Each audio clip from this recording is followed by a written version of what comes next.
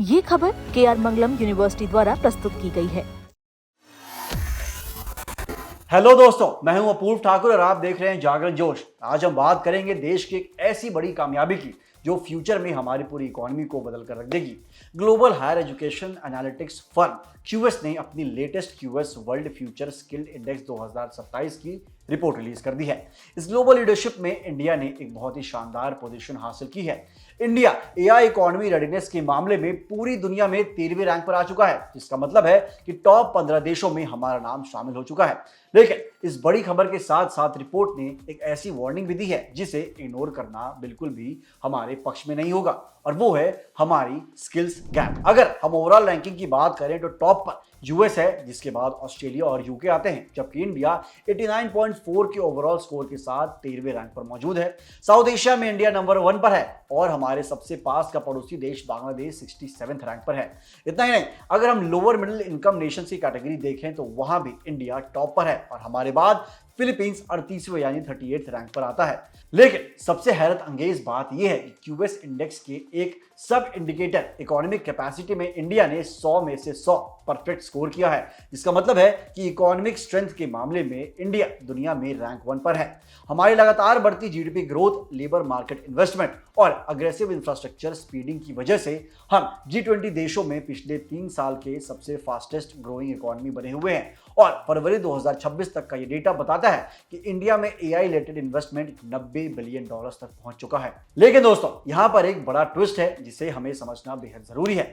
जहां एक तरफ हमारी इकोनॉमिक कैपेसिटी रैंक 1 पर है, वहीं दूसरी तरफ ह्यूमन कैपिटल इंडेक्स में इंडिया की रैंक 73rd है, जो ये बताता है कि हमारे ग्रेजुएट्स की क्वालिटी और इंस्टीट्यूशनल आउटपुट कितनी कमजोर है। यही सबसे बड़ी दिक्कत है जिसे हम क्वांटिटी वर्सेस क्वालिटी का चैलेंज कह सकते हैं। इंडिया के पास पूरी दुनिया में सबसे ज्यादा टर्शरी एजुकेटेड लोग हैं, यानी सबसे ज्यादा डिग्री होल्डर्स हमारे देश में हैं। NASSCOM की 2026 की रिपोर्ट के मुताबिक हमारे पास 5.8 मिलियन प्रोफेशनल के साथ दुनिया की सबसे बड़ी IT सर्विसेज वर्कफोर्स है, जो हर साल देश की इकोनॉमी में $300 बिलियन कंट्रीब्यूट करती है। लेकिन QS के प्रेसिडेंट नूंजियो क्वाररेवेली का कहना है कि अब सबसे बड़ा चैलेंज ये है कि हमारे इंस्टीट्यूशंस जो टैलेंट प्रोड्यूस कर रहे हैं उनकी मीडियन क्वालिटी को ऊपर उठाया जाए, क्योंकि आज मार्केट में AI, डिजिटल और ग्रीन सेक्टर्स के लिए जो स्किल्स चाहिए, हमारे ग्रेजुएट्स का टैलेंट उस लेवल पर मैच नहीं कर पा रहा है। अगर हम इस दिक्कत को समय रहते सॉल्व नहीं करते हैं तो हम एक बहुत बड़ा मौका अपने हाथ से खो देंगे। IBM की 2026 की रिपोर्ट के मुताबिक अगर हमने सही तरीके से AI को अडॉप्ट किया तो 2030 तक हमारी इकोनॉमी में $500 बिलियन की एक्स्ट्रा इकोनॉमी वैल्यू ऐड हो सकती है। लेकिन अगर हम पीछे रह गए तो नुकसान भी बड़ा होगा, क्योंकि रिपोर्ट में साफ वार्निंग दी गई है कि इंडिया की जो इतनी बड़ी बिजनेस प्रोसेस आउटसोर्सिंग यानी BPO और कॉल सेंटर इंडस्ट्री है, उस पर ऑटोमेशन और AI की वजह से सबसे ज्यादा खतरा मंडरा रहा है।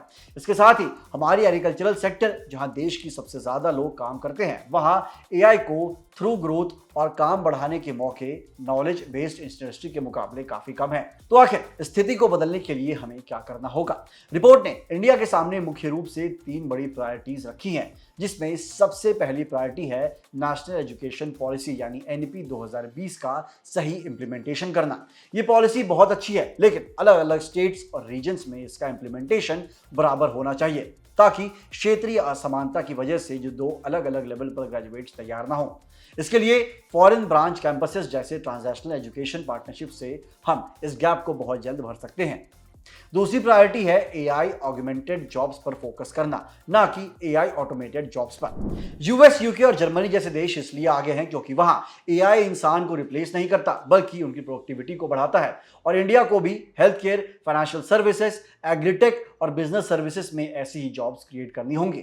तीसरी और सबसे आखिरी प्रायोरिटी है ग्रीन टैलेंट पाइपलाइन, क्योंकि इंडिया ने विकसित भारत 2047 विजन के अंडर 2070 तक नेट जीरो कार्बन एमिशन का टारगेट रखा है, जिसके लिए ग्रीन स्किल ग्रेजुएट्स तैयार करना अब एक मजबूरी बन चुका है। इन शॉर्ट दोस्तों, इंडिया के पास दुनिया का सबसे बड़ा पावर हाउस बनने का पूरा पोटेंशियल है। बस जरूरत है ट्रेडिशनल एजुकेशन सिस्टम को बदलकर फ्यूचर रेडी स्किल्स पर ध्यान देने की। और अगर हमने ये कर लिया तो अगला डिकेड पूरी तरीके से सिर्फ और सिर्फ भारत का होगा। आज इस वीडियो में बस इतना ही।